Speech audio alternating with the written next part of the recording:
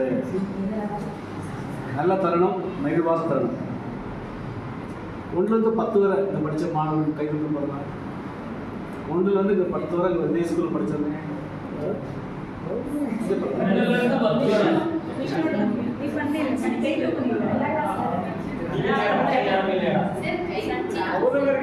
சரி ஓகே. அப்போ 10ஆம் வகுப்பு இந்த ஆண்டோட நீங்கள் முடிக்கிறீங்க. அடுத்து தொடர்ந்து நீங்கள் சிலவங்க படிப்பாங்க, சிலவங்க தொழில் சார்பான கல்வியும் கற்கலாம். எந்த ஒரு ஆலோசனை வேண்டுமென்றாலும் நீங்கள் ஒரு மனக்குழப்பமோ இல்லைன்னா எதை தேர்ந்தெடுப்பதற்கான ஒரு சிக்கல் இருக்கும் பொழுது நீங்கள் எந்த நேரம் வேணாலும் ஆசிரியர்களையும் பள்ளியையும் அணுகலாம். சரியா? பின்ன இன்னும் தெரியலையே குழப்பத்தில் நீங்கள் இருக்கக்கூடாது.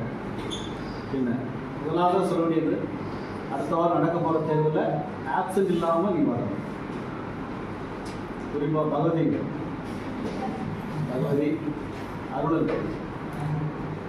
அருள், இன்னொரு ஆள் மாங்கர் கீர்த்திகா,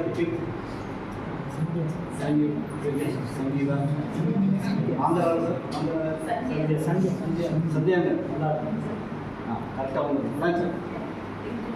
ஆப்சண்ட் ஆகாமல் நீங்கள் வந்தீங்கன்னா நிச்சயம் எல்லோரும் வெற்றி விடுவீங்க. உங்களுக்கு மனமார்ந்த வாழ்த்துக்கள். உங்களுடைய எதிர்காலம் சிறப்பாக அமையட்டும்.